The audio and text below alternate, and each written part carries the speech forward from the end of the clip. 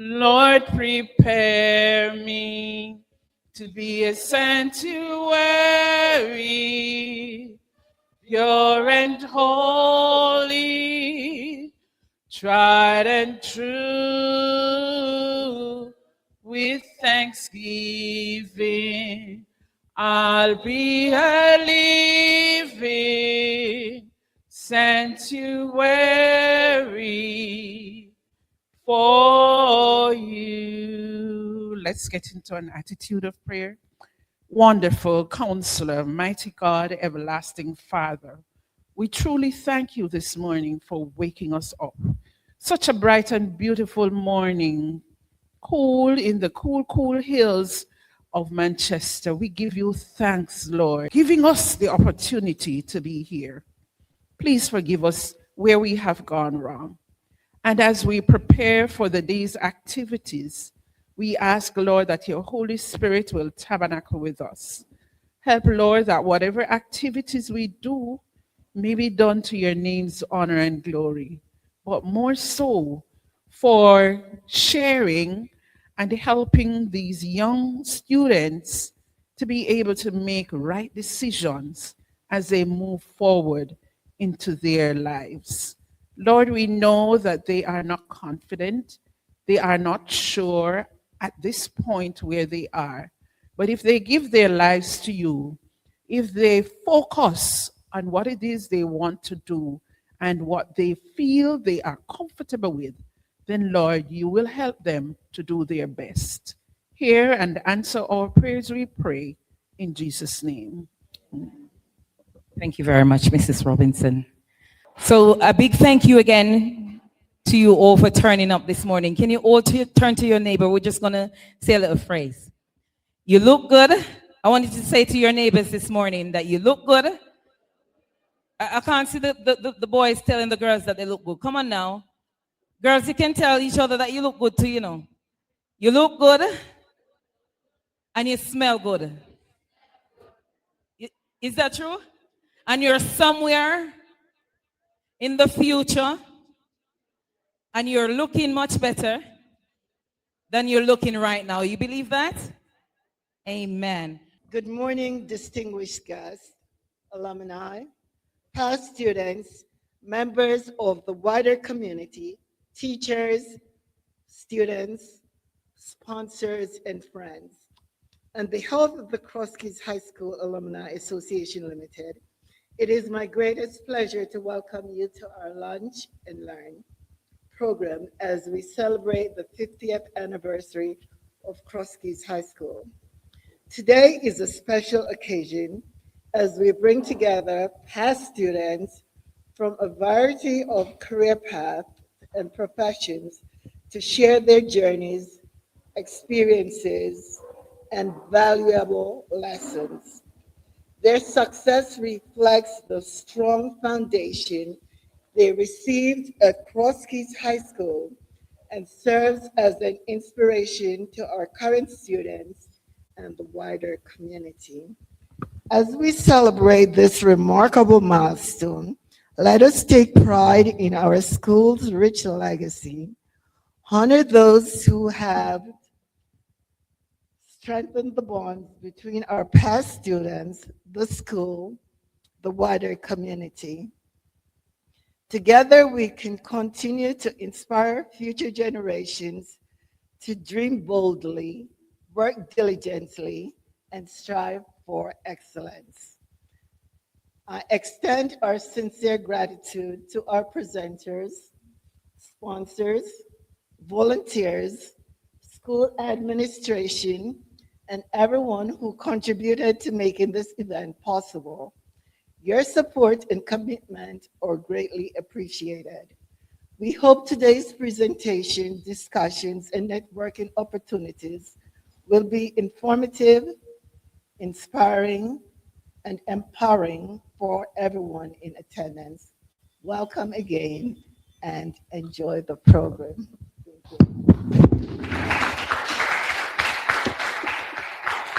Okay, it's so good to be here at Cross Keys High School.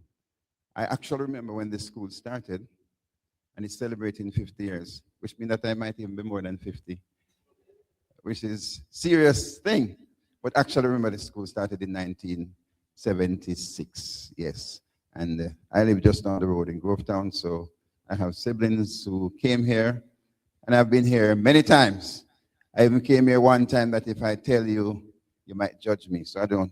But I remember when Beanie Man came here, he was 8 years old when he came here for a dance, they call it this? Yes. And yeah, and he was 8 years old, and now you see you all know him, right? Everybody know Beanie Man? Everybody know Beanie Man? Yes, when he was 8 years old, he came to Cross Keys to DJ, and I can tell you everything that he said right now. You want me DJ for you? All right, so here I'm saying now. All right, I'll get back to that later. All right, so I'm really here just to brief you in terms of careers in education administration. All right? So, I am Stanford Davis. I'm principal of Mayday High School, and I've been there for many years. I've been in education all my life. So that's basically what I do. And I ended up in education administration after being a classroom teacher. I've only been at the high school level, actually, not quite. When I left primary school, and I went to high school, and I came back home and I was in Grovetown, and Miss Booth, she was then, and then she came with Mrs. Higgins. The teacher took sick, and I went and volunteered to be a teacher. End up teaching my sisters and my cousins, and I taught grade 6, right? And that was when I got the first real appetite for teaching. And prior to that, in the summer, and so I used to teach like the trees and those things. And the good thing about teaching the trees is that when you beat them, they didn't cry. So you had to cry for them and all of that. So we used to teach the trees, and then we used to have summer school where we teach each other, and we have Dolly House, they call it. And you have the teacher and the principal and all of that. And I used to be a principal from then. Okay? So that's how we used to. Never had these things you're looking at that you are looking at now. What do you call them? I have one here. What do you go on, sir? Yeah, we never had those things, cell phones. So we used to play, and we used to play outside. Okay? And if we're playing outside and one inside, we make up our own house and all of that. So it was a different world. All right? And because of that, you'll find that the persons in our generation have what I call manual dexterity. So as little boys, we used to make our own toys. We make everything for ourselves. So right now, if I'm at home, I can fix anything. It's really actually from my childhood days that is a natural part of me. All right? But I know you can fix things too, because you go to YouTube and you check and see and all of that. But when we go to the small groups, I will talk more about educational administration. What I want to say is I'm happy to be here today, and I want to say congratulations to Cross Keys in celebrating 50 years, and especially to the members of the Alumni Association. What you have done is above and beyond what we could ever imagine, and I thank God for you. And I ask all of you to give the Cross Keys alumni a big round of applause. All right. Thank you. I could speak for the day, so you better stop me and tell me in time. And I know that people who go abroad like Sadie and Navlet and all of those people and Mrs. Murray. Is that what they call it? No. All right. I love her, what they call it. Anyway. Oh, she the one that name. Okay, so since they go abroad and come, but they don't talk long, everything is just short. So again, I am here. I'm happy to be here, and it's nice to see those lovely smiling faces of our young people who are our future. Final thing I'll say, when you do your career, do not leave out the most important career. Apart from going to God, which was done before, make sure that you plan to have children, because Jamaica is short of children, and we need to have children. I've done my part, and I do not want to be forced to come out of retirement. Thank you. My name is Althea Morris. I was first at Frankfield All Age, Grovetown Primary, and then I moved on to Cross Keys High. Cross Keys Secondary. That was the name of my school. So I came here and I finished school, And then I moved on to doing a lot of other things before coming into education. Now, I spent like 23 years working as an educator in the volatile area of Kingston, specifically Jonestown and um, Sly Pen Roll. I also went on to do my teaching experience in the USA, and now I'm a special education teacher. Special education, special education is for the people who are gifted and also struggle with, challenge, are challenged with many different things. But we are going to be going through that at some other time. To be a special education teacher, you have to be patient and also well educated, sympathetic, and everything. Because, of course, you have to deal with the children, you have to deal with the parents, you have to deal with administration. And so this had a lot of challenge to the teacher themselves in presenting what is specifically important for these children. Some children might be have sight problems, some children hearing, some children it's just that they don't like to be around people and all of that. But that is special education. And it is a very rewarding part of education, because then you see children who are challenged becoming functional after a period of time working with them. And so I'll leave you right here. The days of my schooling was not as you have it right now, because when I was coming to school, I was a child who did not have lunch money.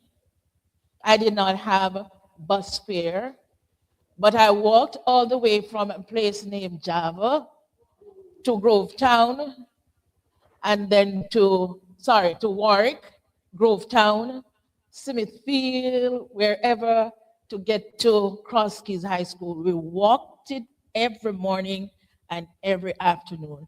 Sometimes I think most of my years I spent it on the evening shift. And so we were getting to school all sweaty and wet, but we spent a lot of time on the road doing what children do, laugh, play, but we made it to school. And when we get to school, we make sure that we work very hard. In the end, we did not leave here as children who did not learn, but of course, we learned and we move on. So your duty is to do the same thing, learn, move on, and get higher. Thank you. Um, my name is Sadie Virtue. I am a high school teacher and I teach English for the last 20 years at the high school level. I'm not a past student of Cross Keys School, unfortunately. I live in the community and I walk past the school every day of my life for about 15 years, because I walk to Woodlands Primary School, passing the kids here all the time, and then I walk to Cross Keys to take the bus to get to Manchester High. All right, so I'm a past student of Manchester High, but I'm a child of Cross Keys School because my father was chairman of the board for my entire life. While I was growing up, until he died, he was chairman of the board. So I always felt a special affiliation to Cross Keys School. And a lot of my siblings went here, and I always feel jealous of them because their school was nearer. They didn't have to get up early and run to Cross Keys to take the taxi. They could just walk, come right here, and they could walk home for lunch if they want to, all right? So I've always felt like this should be my school. So today, I'm virtually an adopted member of Cross Keys High School, all right? So we'll be presenting. I'll speak to you a little bit more one-on-one, and we'll get to learn some more about you, and you'll get to learn some more about me, all right? So it's Ms. Virtue, and I'm an English teacher from high school, and I work with young people your age.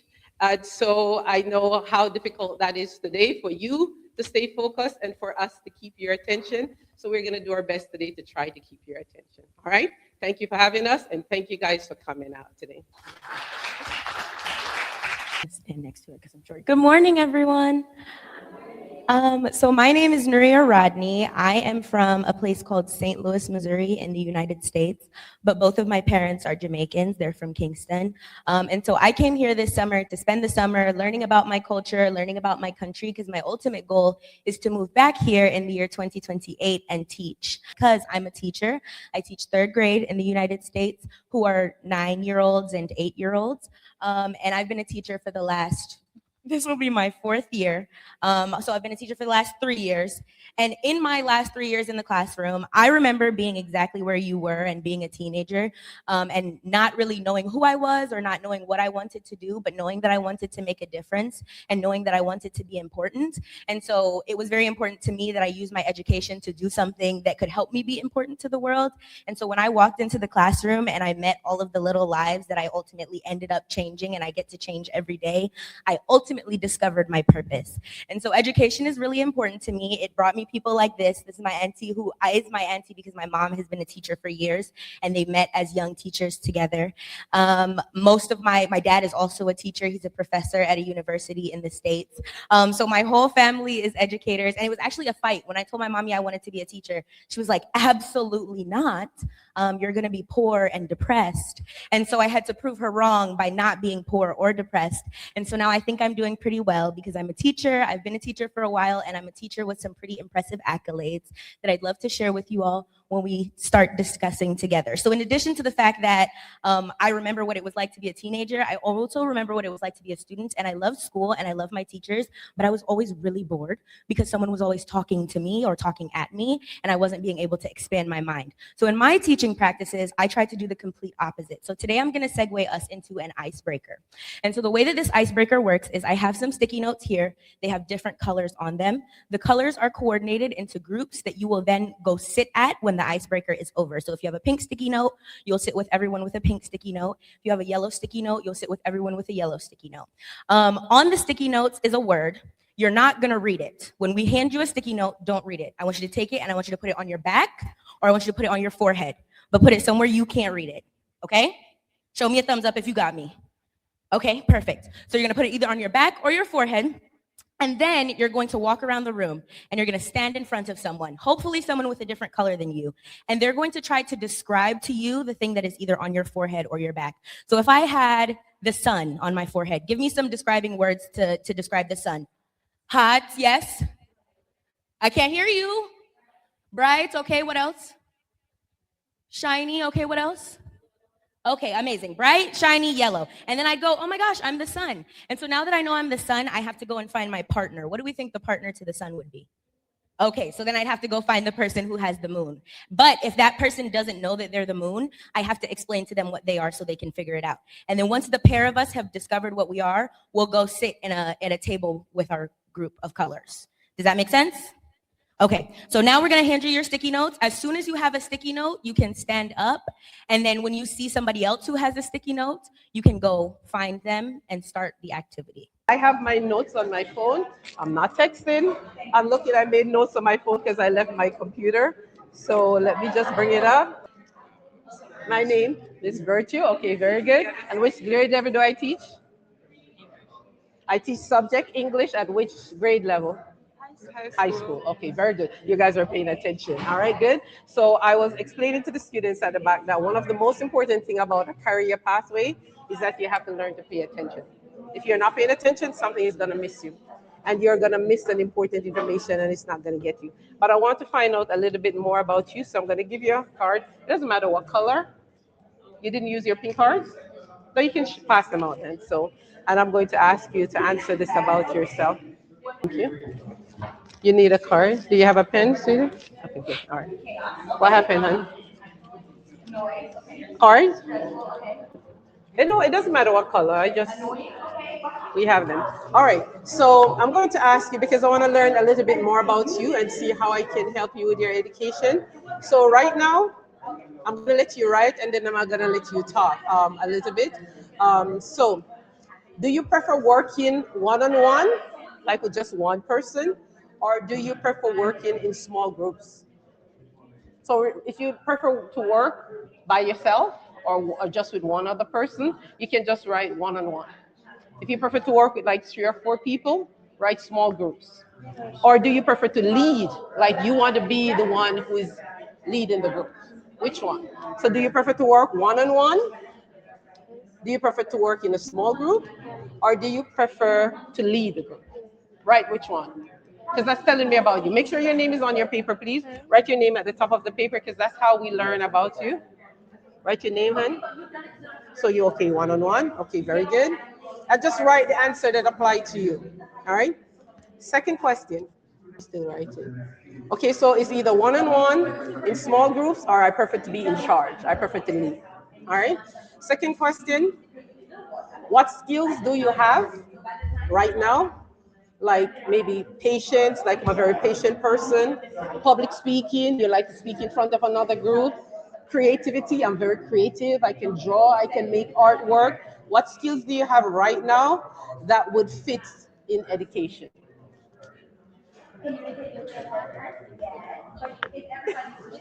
Think about it. You must have a skill that, so say for instance, you wanted to take a career in education. If you want to become a principal, if you wanted to become a teacher, elementary, middle, high, or special ed, what is one skill that you have right now that would really help you in the field of education? Thank you. You must have something, even if it's not for the field, you must have something that could help you in a career in education. You understand? Like you're creative, you like talking. Kids who go to church, I know a lot of church kids. At church, they're always letting you lead like Sunday school, and you're always in charge of the little kids. Do you like bossing them around? You don't like bossing little kids. When I was little, that's how I know I was gonna be a teacher. When they put me in Sunday school, I like bossing the little kids around. Sit down. I like that. I like bossing the little kids. So when I was a little kid myself, that's how I know that, oh, I want to be in charge. So anything you like speaking in public? A lot of kids are scared today. You know, a lot of kids, they don't like speaking in public not public like, even like a group like this, but you're good. You're not, okay, very good. That's a good skill. All right, everyone wrote that one? All right, so the next question, what subject or age group would you feel most comfortable working with? If you were in education, what subject? So you can write either the subject like math or science, or what age group? Them little kids who give a lot of trouble, the big kids who give more trouble. Just one. You can write two. You can write what subject or what age group, or you can write both. So I would like to teach math and I like to work in high school. So what subject or age group would you feel most comfortable working with if you decided to go into a field of education?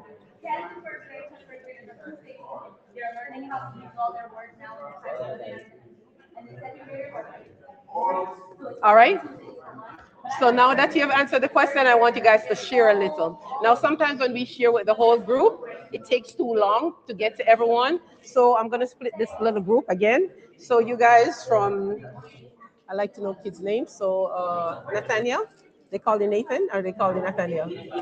Nathaniel, okay. Nathaniel, you guys discuss. Share your answers with all of them. Share your answers together. And then, sorry, I want to leave you. You can't do public Michelle, speaking. Michelle, you guys share your answers. Share your answers. So, say, Michelle, say for instance, so I like to work one-on-one, and you can say why. Because small groups, somebody's always not doing their work, and then you say the other three, and then you take turns and share. I'm listening to all of you, so I want to hear you share with each other. Public speaking, and you're like,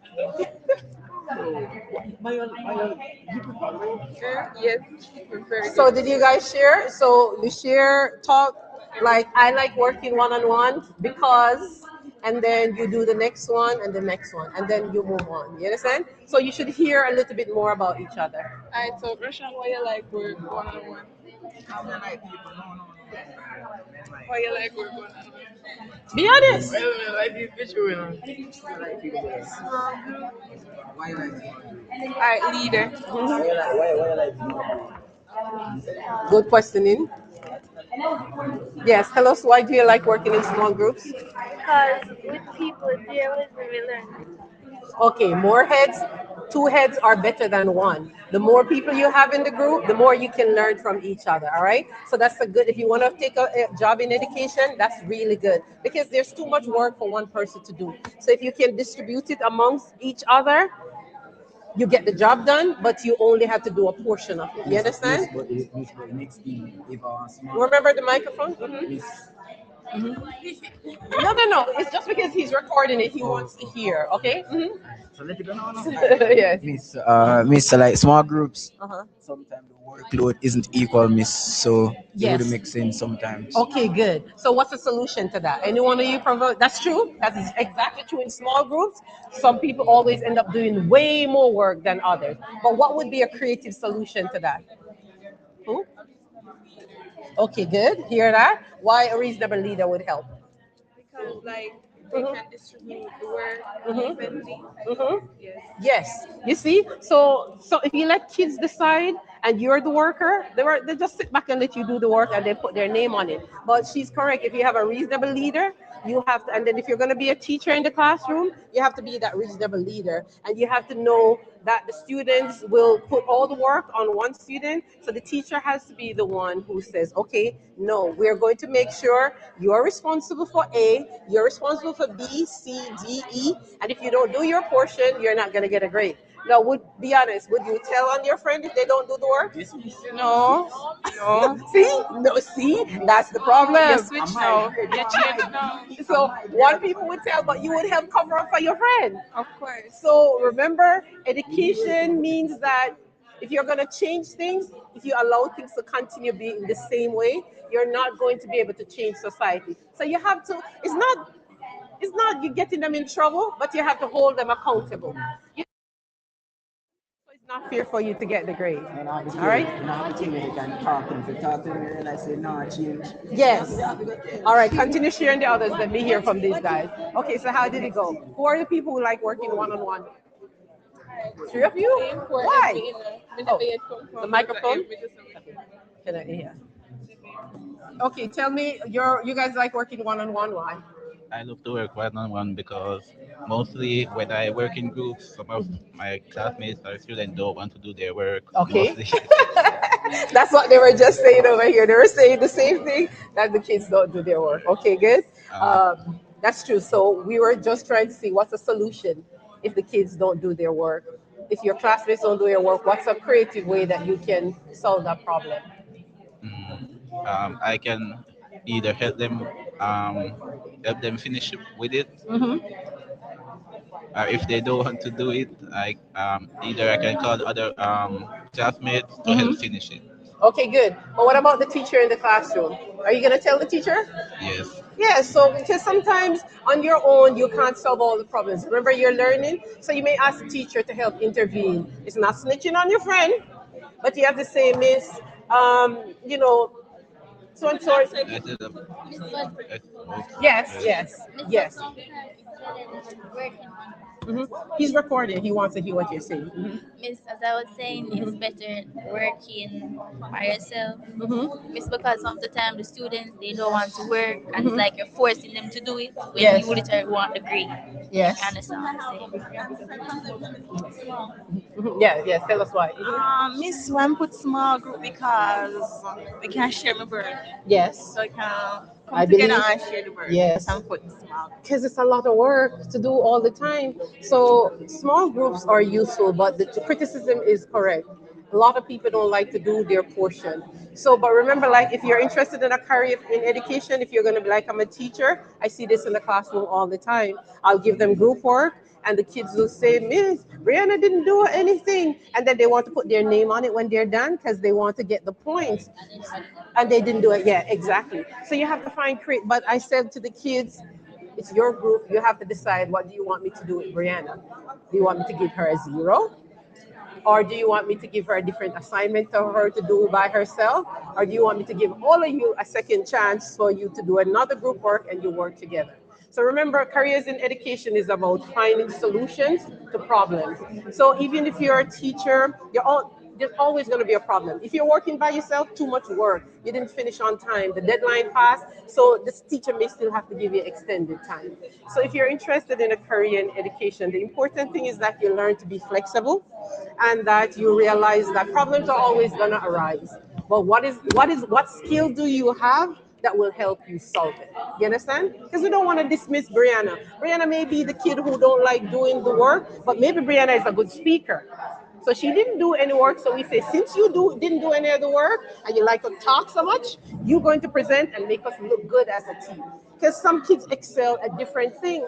So she may not be good at the writing part, but she may be very good at speaking or entertaining the group and make everybody laugh, and the group still get a good grade. You understand? So, public speaking, right? So you kind of have to play to people's strengths and know that people have weaknesses. Even me as a teacher, not gonna lie, I don't like grading papers.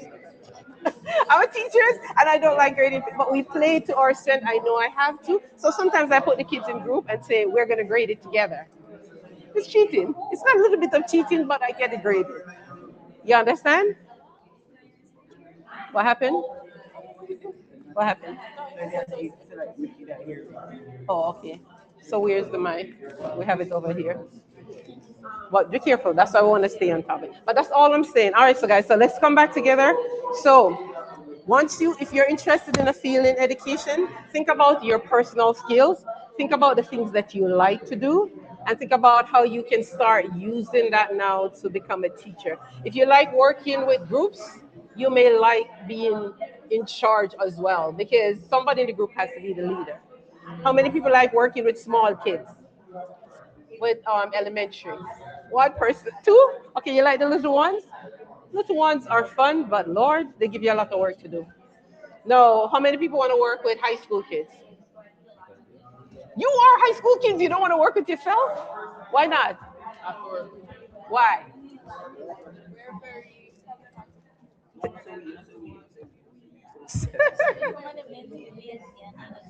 But that's what I'm saying, but you can't give up on society. Education means that you have to continue to learn and continue to try. So I have problem with kids. My biggest problem is this. And I teach in school in America, they don't want to put away the phone and I can't take it from them. So you know what I do? Give them work to do on it. Since you won't put away your phone, since you won't put away your phone, you're going to take your phone out and you're going to research this topic. And I said, and you have like 10 minutes. And they're like, 10 minutes? That's not. Okay, good. Now you know how it feels to always, you understand? So you have to find creative solutions, because as educators, we have to try to change people without making them feel like they're useless. You understand? I mean, we may want to think it, oh, these kids are so, but you don't want to, because it's not true. They just need to be taught a different way. You understand? So you have to kind of learn to be a little bit flexible. And if your skills help you, if you're public speaking, talk and show them how, I like to be a public speaker and I learned this, and you go up and you entertain. You understand? And then some other kids, not everybody like to do the book work, but they have to do some of it, because, so you have to learn. All right. So that was one question. The last question was, what subject? What subject would you like to teach? Spanish? Really? ¿Habla español? For some reason, the only reason I get Spanish is because I teach. But you want to teach Spanish?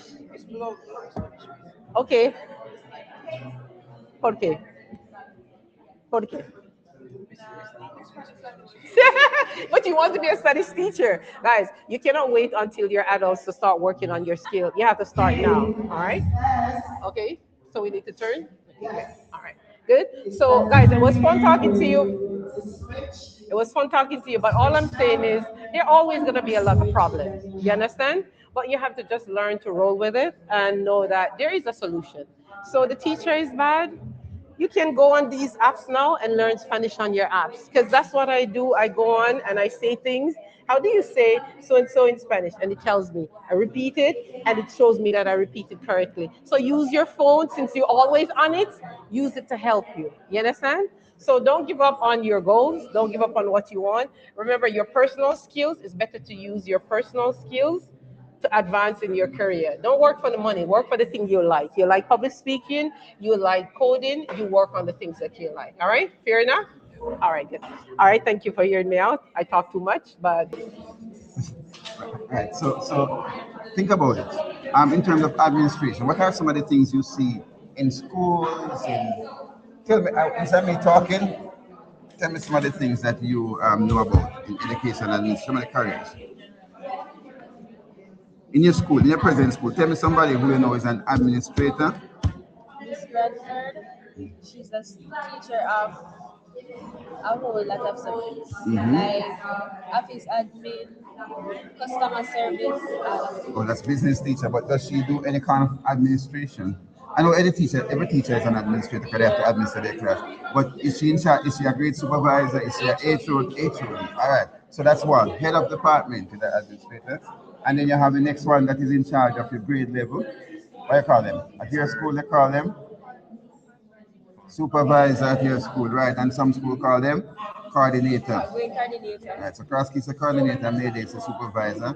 It's the same thing.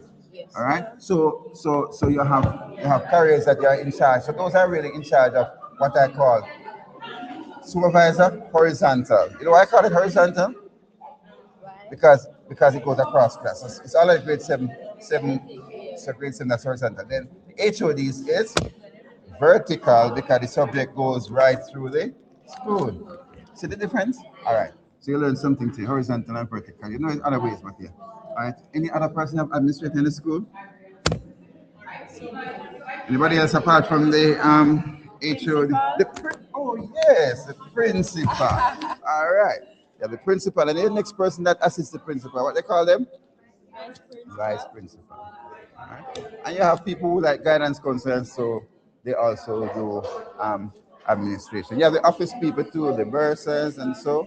All right. So basically we're talking about education, but guess what happened? That's at that level, the school level. Now, if you're a teacher, you teach a class or two. If you're a primary school, you teach right, so you teach one class. But if you're a high school, you teach subjects. Right. Okay. Now, if you're a teacher, you influence classes and so, but if you're an administrator, you're going to be responsible for the whole school. Right. So that is what you're aiming for. So that's the career we're talking about. Career in education administration. All right. Anybody interested in becoming? There are so many careers. What are some of the characteristics and the qualification you think you need to become an education administrator? Yeah. Maths and English. But you have to go to college to do a degree. All right. And later on, some do the master's, some do PhD, all over. All right. Now, there are some other qualities that would help you depending on what you choose in administration. Right. So tell me some of those qualities that will help you apart from the academics. Communication skills. Right. That is critical. It's so important. Right? So communication skills is a critical part of being an administrator because you have to, remember now, you're talking about creating and implementing policies. So if you are going to create a policy and implement it, you have to communicate clearly to the persons who are to implement it. And look at this one now. What else? How you think? How you think in schools? You see, they determine what to teach. They have a lesson plan. Yeah, but what is lesson plan come from? How the teacher decide what lesson plan to write? It comes from the whole basic Anybody can tell me where it come from? Teacher decide to teach you something, algebra or No, because it's based on what CXC requires. CXC requires. So who you think create the CXC? It's still education administrators. And then you have anybody know about NSC? That's our national secondary. That's our national curriculum, grade 7 to 9 curriculum. Okay. Now you have persons who have to write the curriculum. Those persons are education administrators also. So you have, and then you have the curriculum people, but you also have assessment. Those have to be marked. So you have persons in charge of that. Those are also education administration. They don't come to you to teach you. right? But they're the ones who administer. When the exam is done, it goes to them. They are the ones who actually mark the exams and so forth. You have a big one they call education consultant, right? You have program directors. You have so many things. You have policy analysts in education too. You know? You have people, some people up there, and they analyze the policies, they look at them, right? And then you have dean of discipline. You have university lecturers, well, not the lecturers, but you have university administrators. You have principals and so in university. But you have persons who are, you have the registrar in the university, that is still education, right? You have to talk about dean of students affairs and dean of studies, all right? And you have all of those. Those are education administration. We have what we call the education officers. You might see them come around the school. So the education officers, there are many different levels. You have those who deal with subject-related area, and there are those who look at implementation of the various policies from the Ministry of Education. But in Jamaica, we have what we call regions. There are 7 regions, and each region has a regional director or director of regional educational services. And those persons are in charge of the whole region. Now, let me tell you, which region you're in. Anybody can tell me? Get a sweet if you can tell me. Region, say it loud, Region 5. And Region 5 consists of 2 parishes. Anybody can tell me which 2 parishes? Manchester, right? Okay, Manchester. And the next one is on that side. No, Clarendon, so. That side? St. Elizabeth, right? So Manchester and St. Elizabeth is Region 5, and you have one person in charge of that. Her name is Susan Nelson Smith. She's the regional director for this parish. So she's in charge of all the education officers, everybody, and come right down to principal school. They're in charge of everything, right? So you have a whole chain. You have an organizational chart where you come down from the head. But guess what happened? Within those 7 regions, you also have, so those 7 persons report to somebody, right? So they have what they call the CEO, right? Chief Education Officer. But before them, you also have the Deputy Chief Education Officers. Yeah, you have the Deputy Chief Education Officer in charge of curriculum. You have the ones in charge of education administration. So many of them, right? So all of those careers, right, are part of education administration. So if you decide to be an education administrator, you have to be a principal or a vice principal. There are so many other areas. And there are many teachers who have left from their high school and gone on to become education officers. You have principals too who go on to become education officers. You have vice principals, you have HODs. Like I know one HOD from Bishop Gibson just left.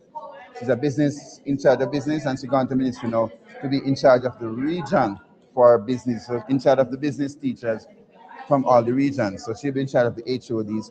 So when they want to make policy, it comes down like this. So that person now will meet with the business HODs, and the HODs will now meet with their teachers in their school. And that's how the information goes right down. Okay.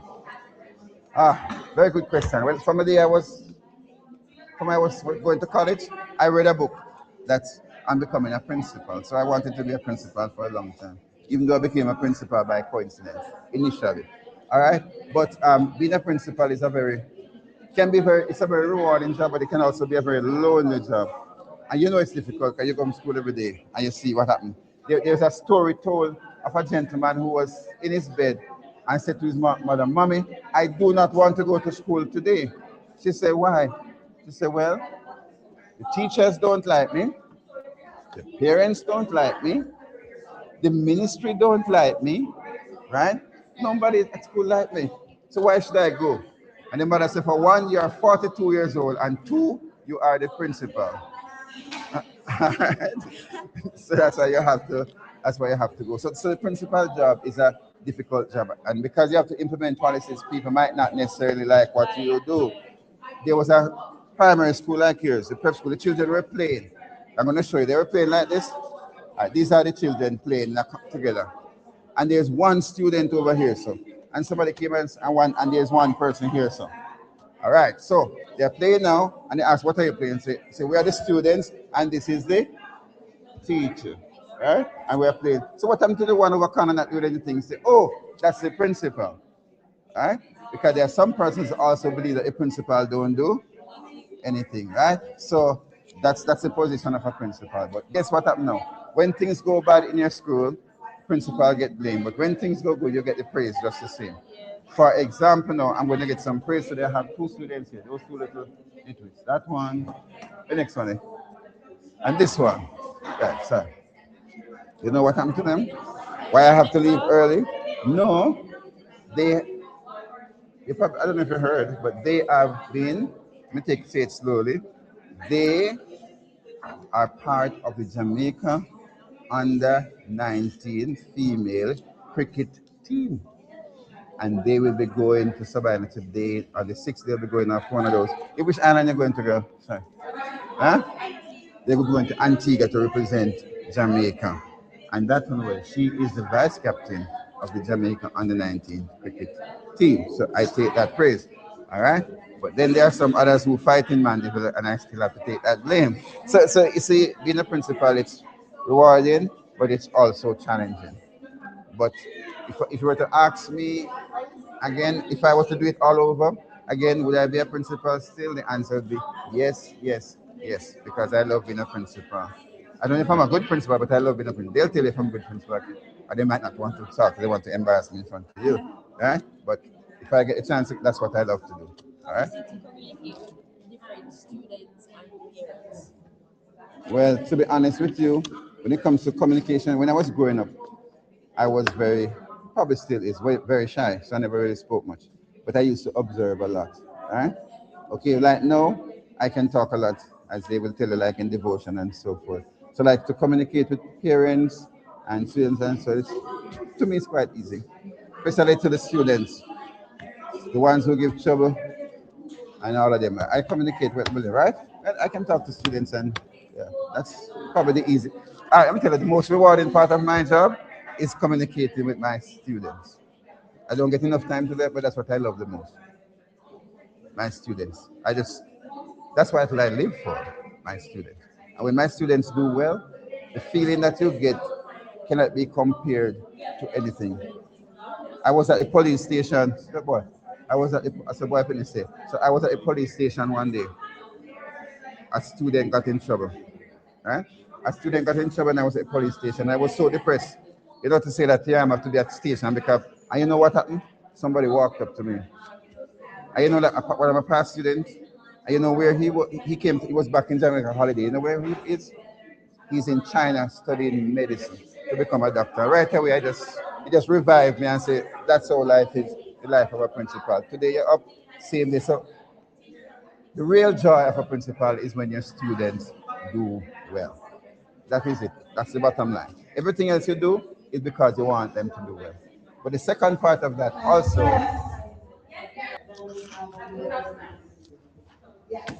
All right. It was nice being with you. We'll continue talking next time. Sorry the time was so short. She didn't get to ask me any hard questions. But, Actually. All right. Hello, everyone. So my first question to you all is, who here wants to be a teacher? Really? I've gone around this whole room and you're the first. Give me a high five. Thank you, girl. Oh, I was getting scared. Okay, you guys, the rest of you don't want to be teachers though. Yes? Okay.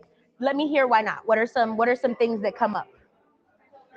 The pressure is getting worse. What else? You have a word? Pressure, disrespectful teens. Yes, absolutely. Underpaid. Yes, absolutely.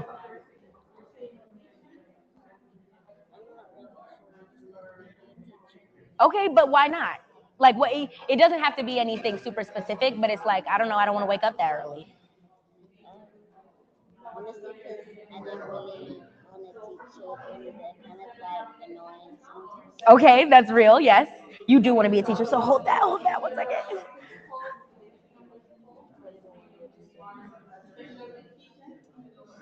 The pressure. Okay.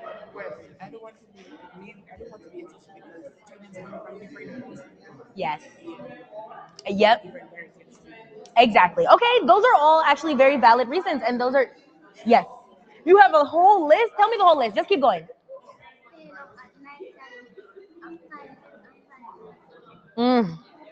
Is that the last one? Can I tell y'all a secret? Can I tell y'all a secret? I'm gonna cover the mic when I say this. I haven't written a lesson plan probably in the last 2 years. I'm a teacher every day. A lesson plan that you turn in. Because so they have lesson plans that you write and you turn in. I don't turn in my lesson plans. I don't do that.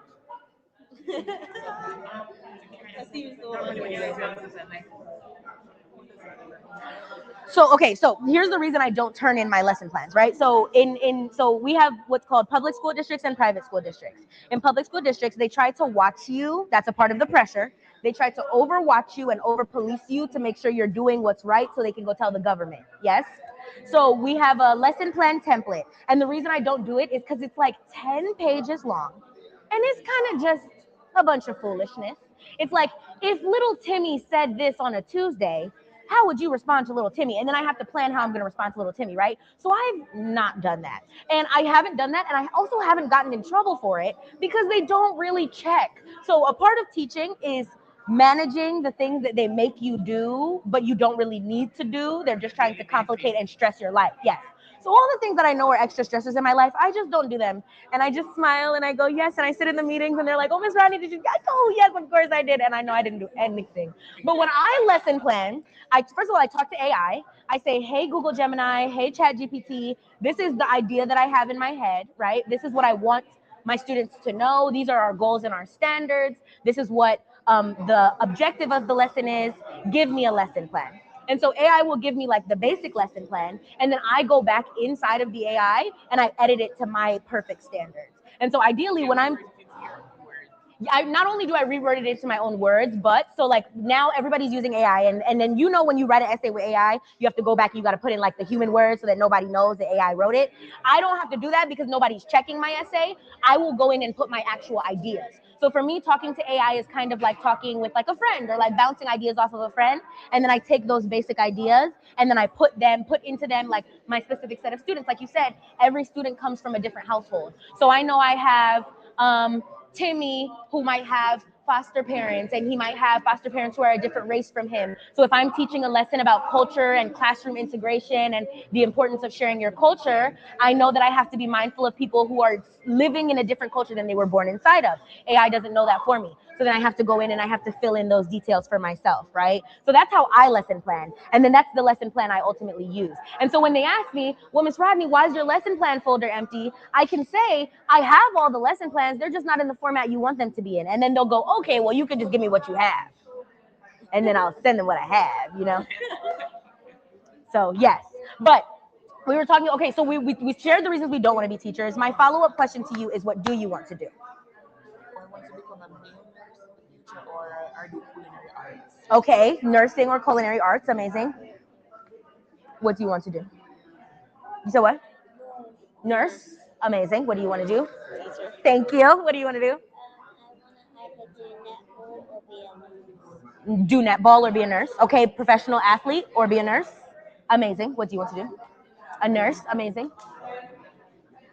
A cosmetologist, amazing. Okay, these are a broad range of careers. So my follow-up question to you is, when you become an expert at what you do, because it won't take you that long. So when you're a kid or a teenager, sometimes it's like, I don't even have to think about this because that's so long from now. I'm only 23.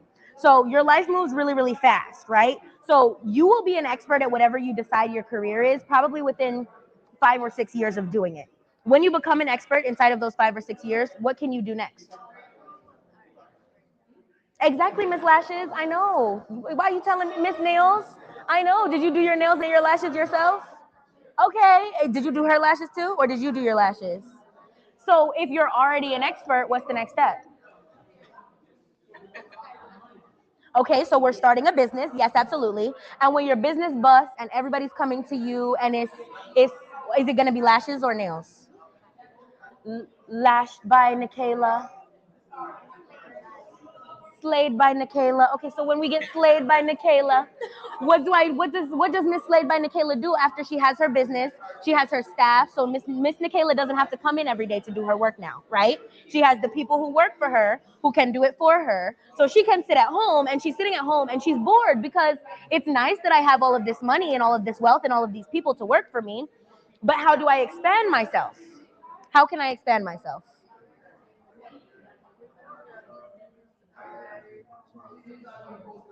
Okay, get another business or try something new. So I could become an expert in another way, yes. But what if I, Nuria, don't know how to do my lash clusters, and so I want somebody to show me and I want to watch a tutorial? Oh, and what would teaching a class make you? Oh, happier. When you become an expert in the culinary arts or in nursing, yes. And so, again, I know how to make the best. What's something that you like to cook? Barbecue beef ribs. Hello. Barbecue beef ribs. Amazing. Okay. So when you have the best bussin' barbecue beef rib recipe, yes, what do you do with that now?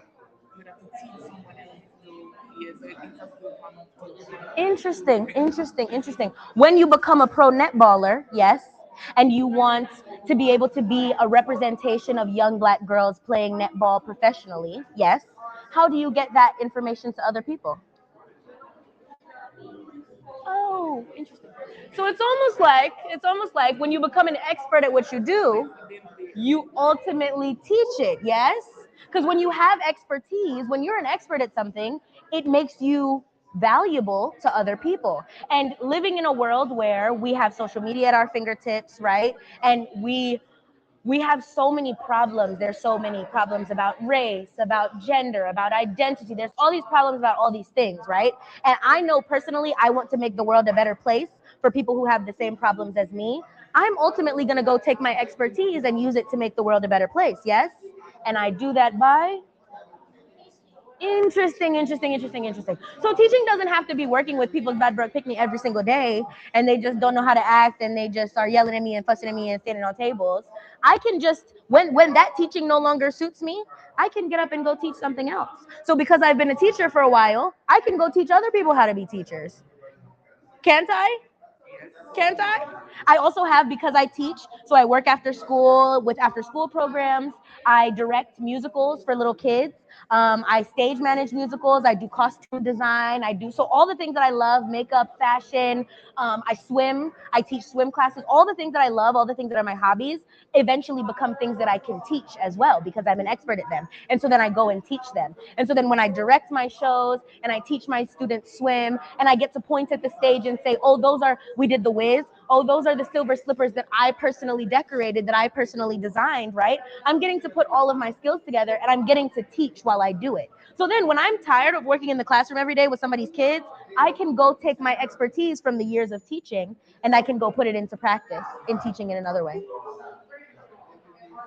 What are some pressures that I have as a teacher? Lots. Lesson plans. I told you I don't do those. There's meetings.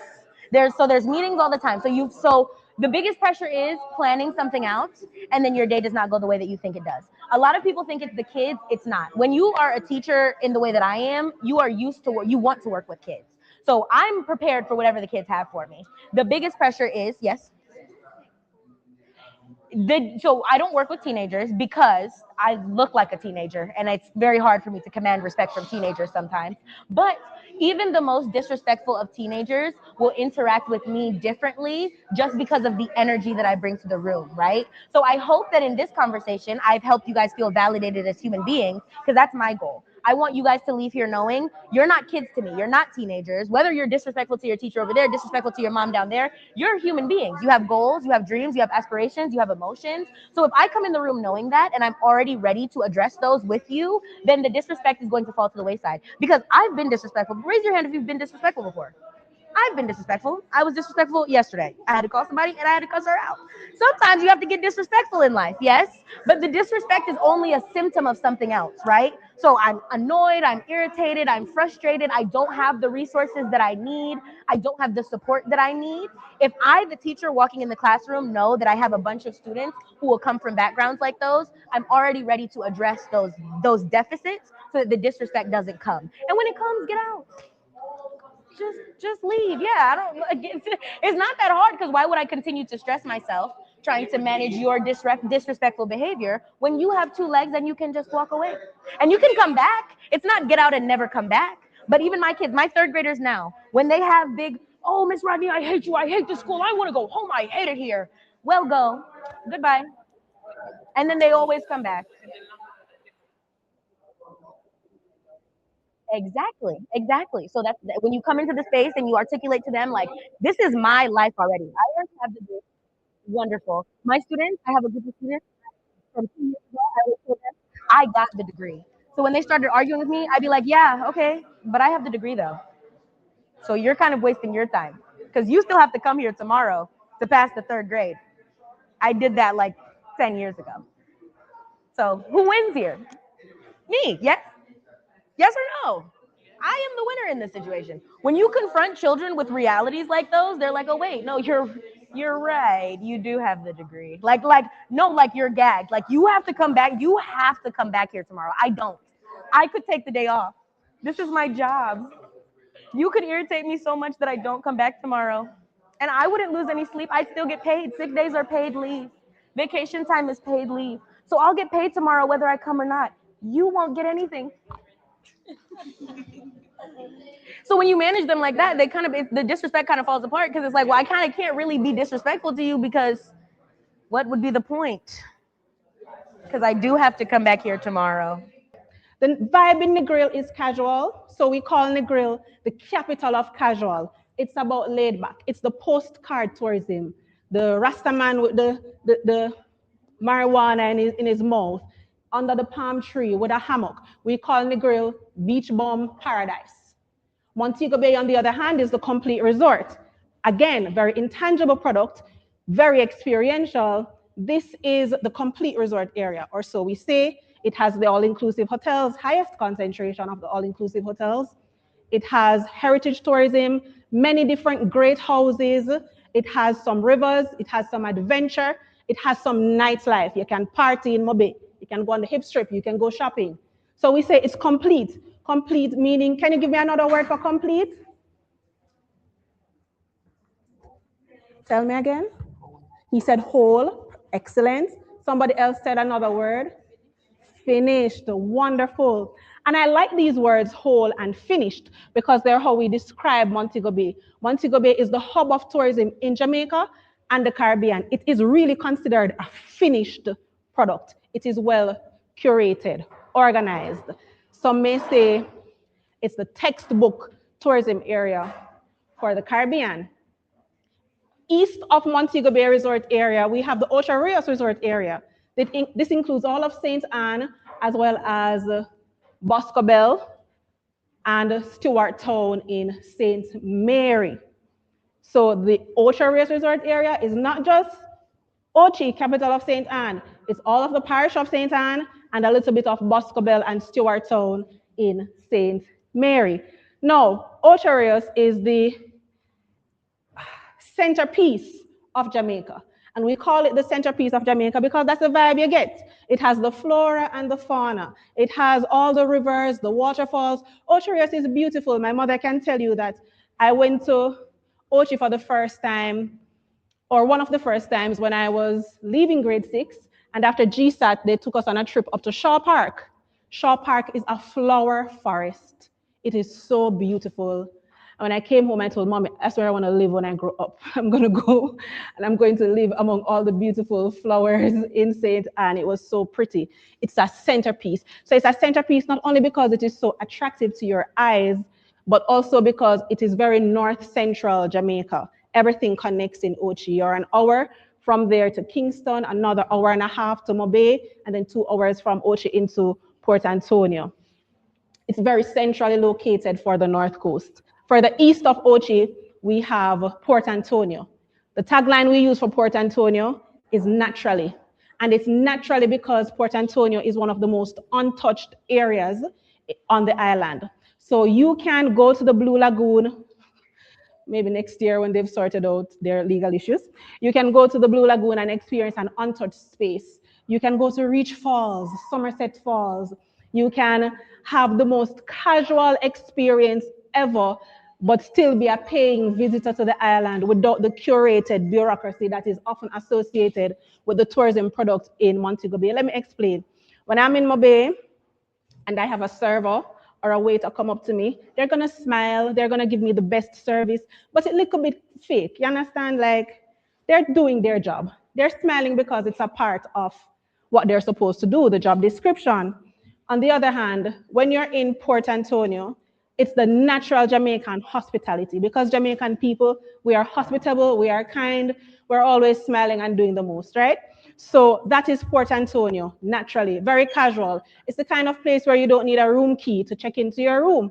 The front desk manager will literally call you on the phone and say, I am going home, but the driver I sent for you, stranger danger, nobody cares. He knows the room you're staying in, really, miss, and he'll just take you up. I was flabbergasted. I couldn't believe that's how they did tourism there, but that's how they, very unstructured, that's how they do it. Then now, southeast of Port Antonio, we have the Kingston Resort area. Kingston spans all of St. Thomas into Kingston and St. Andrew, all the way down to Milk River in Clarendon. So all of that southeastern coastline coming all the way down to Milk River in Clarendon. And Milk River all the way to Ferry in Westmoreland is what spans now the South Coast Resort area. That's where we are. So we are off the beaten path. That's how it is promoted, because we really are off the beaten path. You have to be intentional as a visitor to Jamaica. You have to be intentional about going to the South Coast. You don't stumble upon us by coincidence. It is not spontaneous.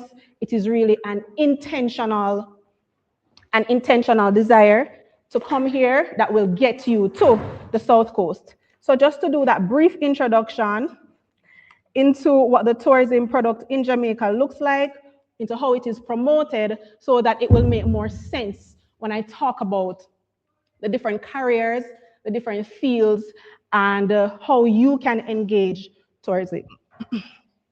Now, tourism is one of the largest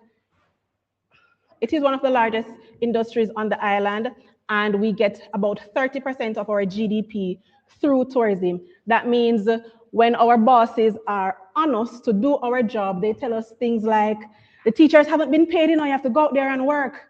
They tell us that, they're going to close down the hospitals if you don't do your job. It's very threatening.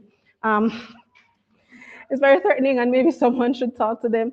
But we are a strong contributor to GDP here. And so we bring in people to experience Jamaica from all over the world. How am I with this one? Am I good like this for you? Yes. We're good. Yes. So we primarily target visitors from North America, with about 60% of the people who visit our country coming from the USA, about 20%, between 15 and 20, depending on their variables, coming from Canada. We have another 8% from Latin America, about 2 to 5% from the United Kingdom and continental Europe. So Jamaica has something for everybody. Now, one of the biggest challenges to tourism here, or to broadening our market and moving away from depending on the US, is connectivity. Frankly, it's easier to get people from North America to Jamaica because it's one flight, 4 hours the most, depending on the gateway.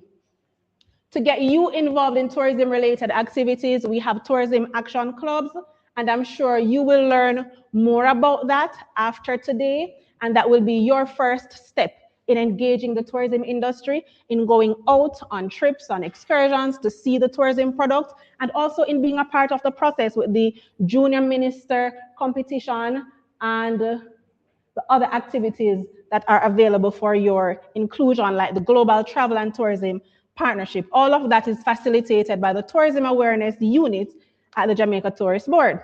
So let's talk a little bit about the different jobs that are available for you. And one of the reasons, boys and girls, why I want you to take this seriously is because when I was your age, I didn't have any idea about all of this.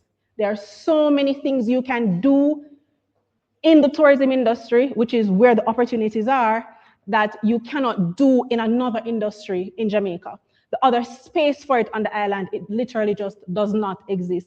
It's the fastest growing industry, and it is the one that provides the most opportunities for you. So I don't want to hear anyone in this room say, I can't study that because I'm not going to get no work. No, broaden your horizon. Look outside of Mandeville, look outside of Kingston, look outside of banking and finance and education. Look outside of that and see where those same gifts and talents fit into the tourism industry, because there's literally room for everyone. So in the green economy, we focus on the environmental impact of the different parts of the product. We ensure that it is all sustainable, and there's also a big focus on ecotourism. And so you are looking now in the South Coast Resort area particularly, because here on the South Coast, all our tourism partners are against foreign investment. They only agree to contracts that protect the sustainability of Manchester, St. Elizabeth, and Clarendon, as we are, without forcing us to change. That's a big deal. It means they turn down money from all the big chain hotels so they can keep the fishing village down in Treasure Beach as a fishing village down in Treasure Beach. You understand? So if you like to be a conservationist, if you like the environment, if you like farming, you can see how you can be a part of that on the South Coast. Do you know why? Because their carbon footprint is almost zero on the South Coast. It means that all the small hotels, and there are no large hotels, there's one, Sandal South Coast. Everything else is a 50-room max mom and pop operation. And so for all of them, they are farm-to-table restaurants. All of them, you know, all of them, they are barely importing. Sustainability is a big part of the green economy, right? So you want to be an engineer, farmer, tour guide, natural scientist. We had Fonthill Beach Park when I was growing up. Would you believe there was only one person to be at Fonthill when it was overrun by the, it's not crocodile that we have. It's crocodile? It's crocodile. When it was overrun by the crocodile, there was one research scientist. And now if that one person can't be there to properly plan the sustainability of the Fonthill Beach Park as a beach park without harming the crocodiles and diverting them to another habitat, you mean so we don't have when last we don't go Fonthill? You can't go there because there are crocs down there. We need more people involved in tourism. Tourism is not just about being a server or a waiter or a chef. All of that is important. It's not even all about just being a hotel manager either. Do we need those? Absolutely. But I want you to know that whatever your heart's desire is, you can find that within the tourism industry. And I encourage you to explore it because, again, it's the largest growing economy or industry rather on the island. Let me tell you how fastest growing it is.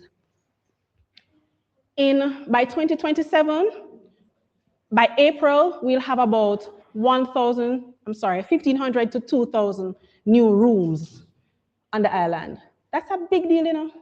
You know many people that? So it's really rapidly growing. It means last year they would have needed 500 less persons. No, 15. Do some maths for me. 1,500 times 3 is how much? Pardon me?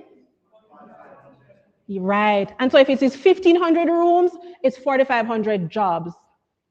You heard what I said? Yeah. So it means that last year they needed 4,500 less jobs than they will in April 2027.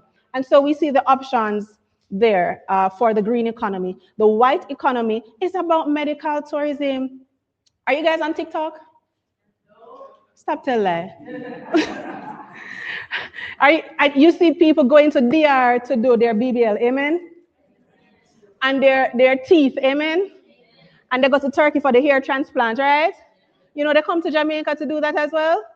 Oh my God, they do. They absolutely come to Jamaica to do that. And you know what other thing they come to Jamaica to do for wellness? They come to marijuana, weed retreat. It's just a smoke fest, but it's in a controlled environment. And so they need doctors who understand the drugs.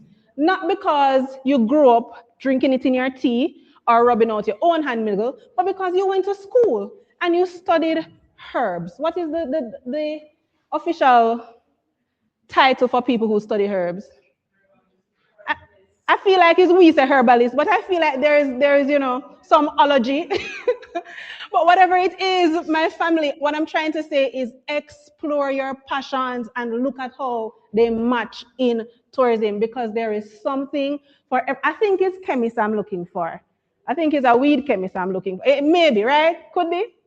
Right. So there is something for everyone. People come here for the yoga retreats. Did you know? There's a little lady in St. Elizabeth, Miss Shirley, and she has a steam bath. And she says she does therapeutic massage, and you can have a steam bath. Do you know what is the herbs that you hold on your head down at Miss Shirley in our little hut down in Treasure Beach and steam? Who can tell me? I bet you never. Who can tell me? And fever grass when I have around the house back. There is something for everyone. Just go to school, please, and study and explore, and don't give up. Do you know how much to experience Miss Shirley's steam bath?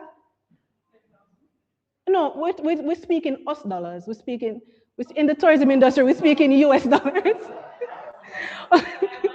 It's gonna be upwards of 80 US for half an hour. Yes.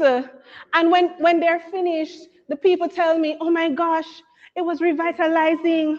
This was life-changing. I've never experienced anything like this. And I'm like, yes, the same fever grass when I inhale every morning as I was getting ready for school has changed your life. No problem.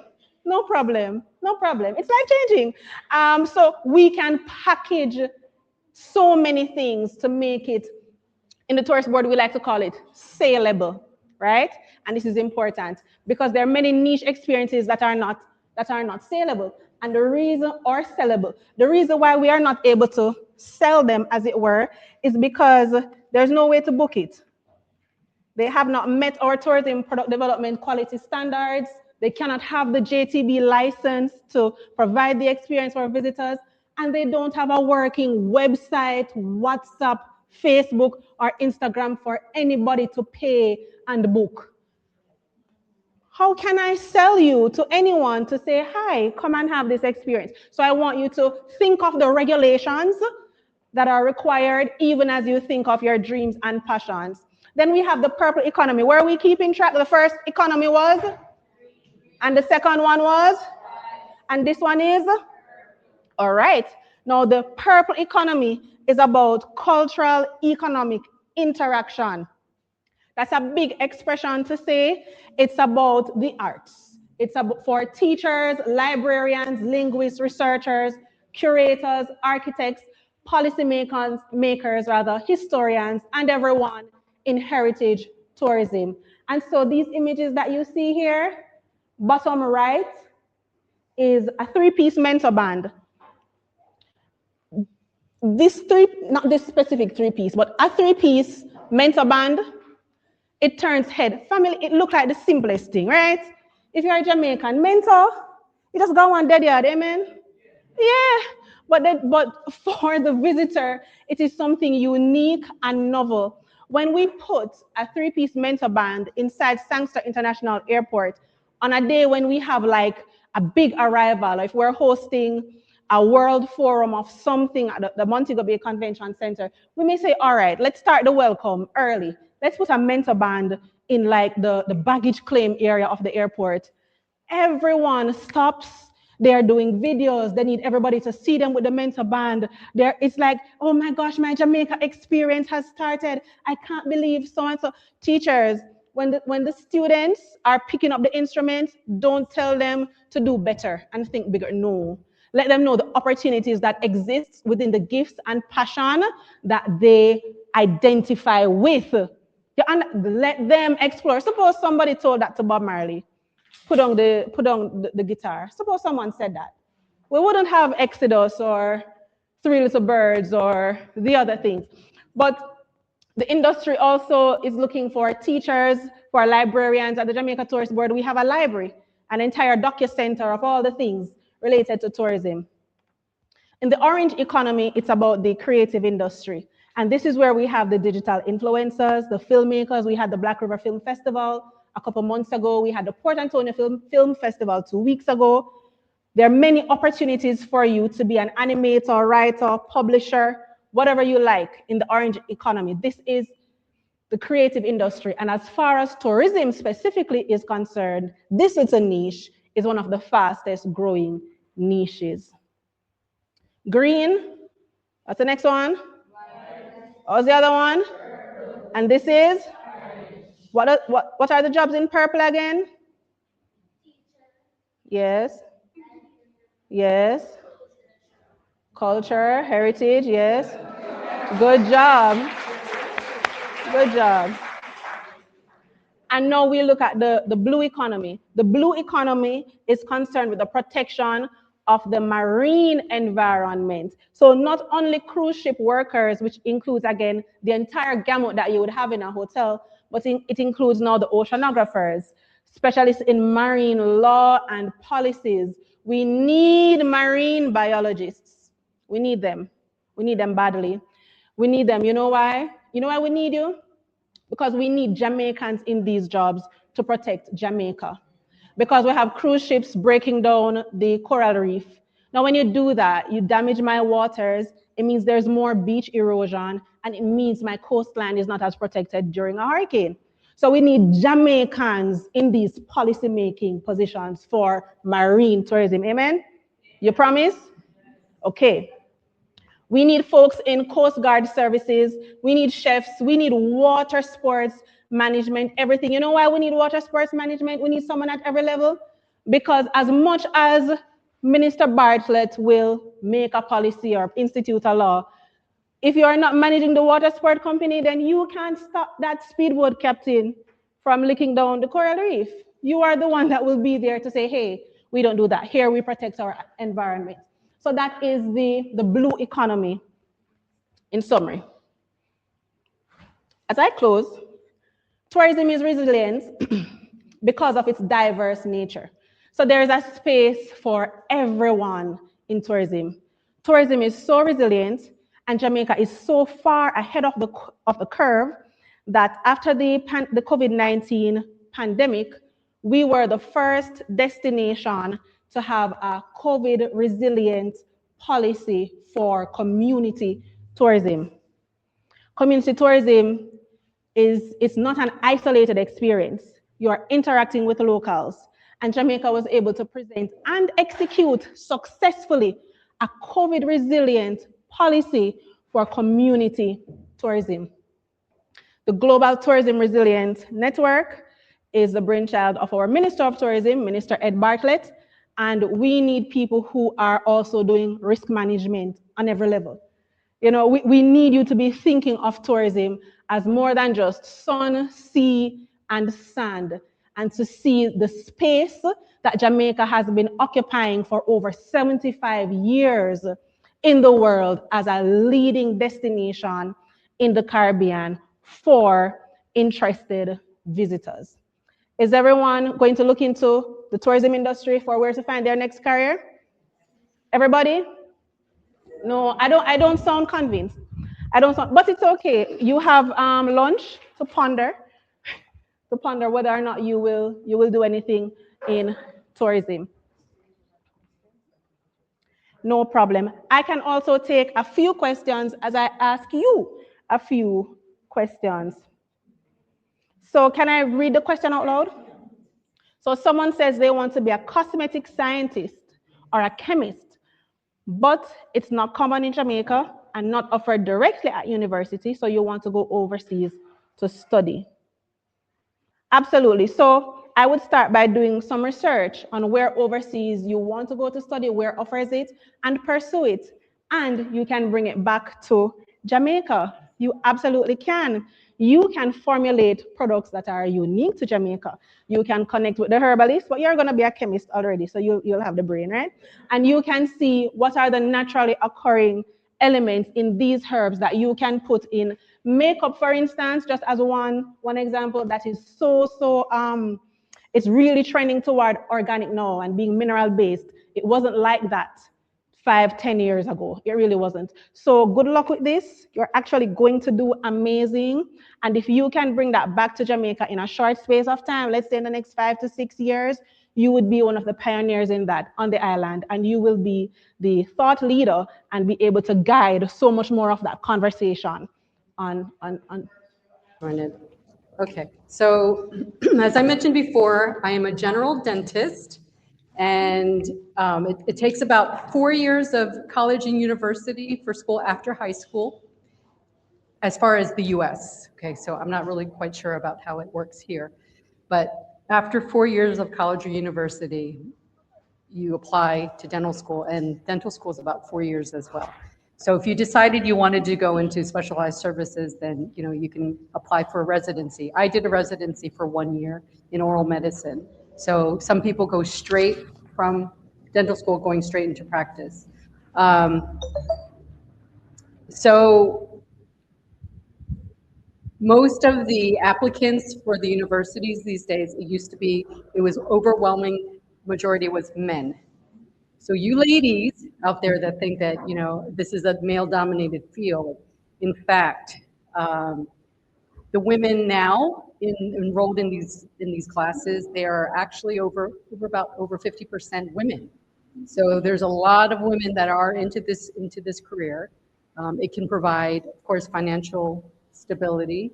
It also can provide flexibility, because you can work part-time if you wanted to have a family and work. It also gives you, the ability to have like work-life balance. So as a general dentist, you can have different services that you can provide, like fillings, extractions, but if the extractions are very, very difficult, I always call on to the oral surgeon. So we give them all the very difficult cases. But it also includes like implants. Most of the surgeons will provide those services. And then as a general dentist, I can place the crowns on top. And so there's all sorts of things that you can do. Lots of different partials, and there's a lot of different types of treatment. Anyway, so if you decided you wanted to go into specialization, there's different types of like oral surgery. There's orthodontics, which is braces.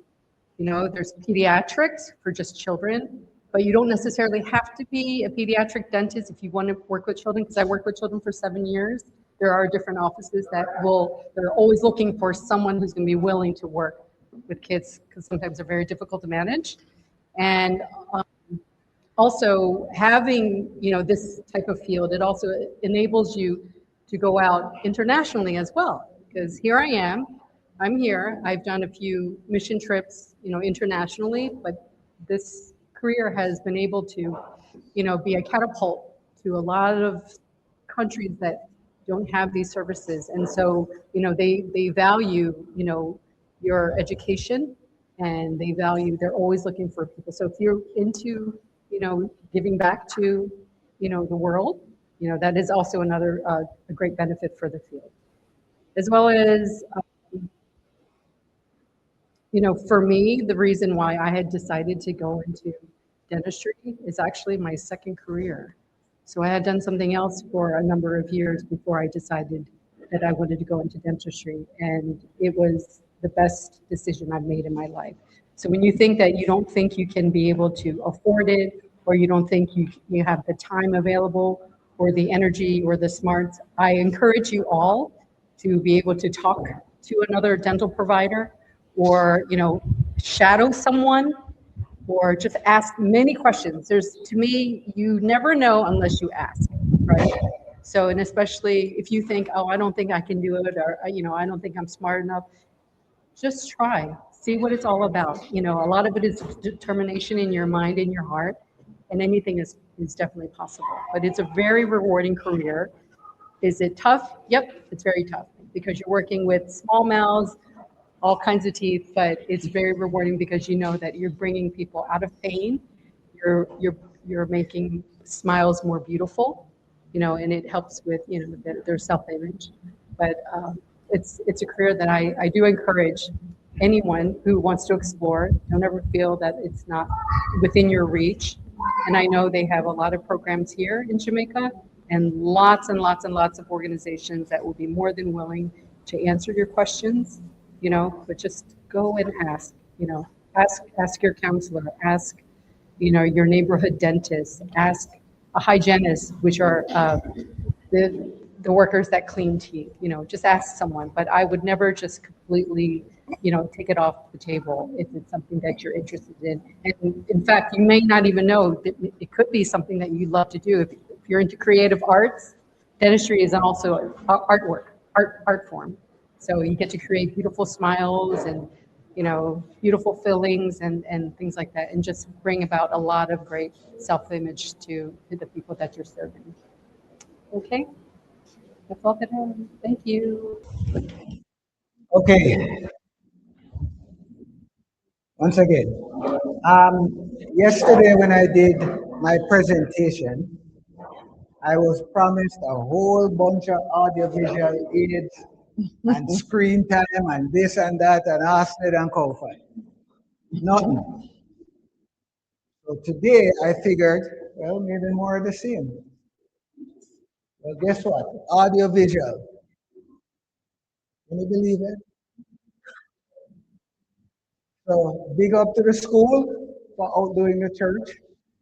But in the meantime, I had to go back to the basic, to old school. You want to know how old school I went? Cardboard box. That's how old school. Anyway, so for my thing, I will need 2 people, 2 volunteers. Is that Miss Tiffany back there? Well, come on down, sis. No, I want a guy now. Come on. Gentlemen, yo. You have an hat and your pose and collab. Come.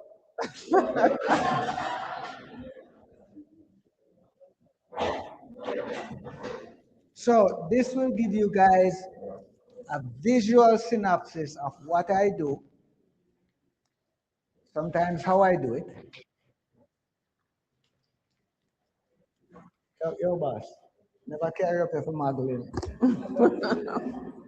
So, and you can feel free to walk among and mingle with the crowd.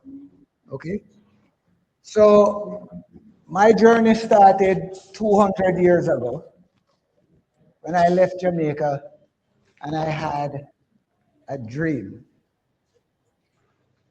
and a pair of football boots.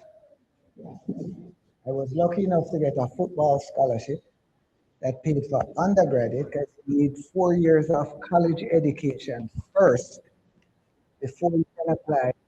And by the way, college education in the sciences before you can apply to dental school.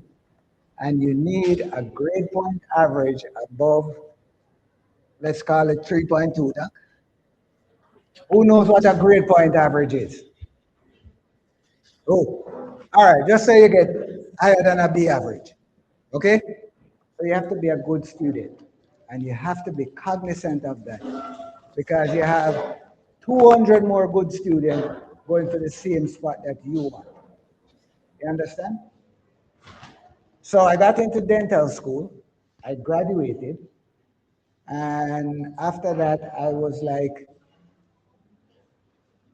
what am I gonna do now? So I said, all right, let's go as far as I can go, and was lucky enough to get into oral surgery. Now, oral surgery is not a specialty that you can say, apply and you get it. How many people I say wanted your spot in dental school, boss? 200. Well, guess how much wanted in oral surgery? 2,000. You understand? So you always have to be cognizant of the fact that you are in a competitive environment. Don't mean you can't do it, but as I said yesterday, you have to be willing to put in the work. Because once you get into oral surgery, you are working in a hospital environment, just like all the other medical doctors, comparable to the medical doctors, with the same expectations and a significant investment of your time.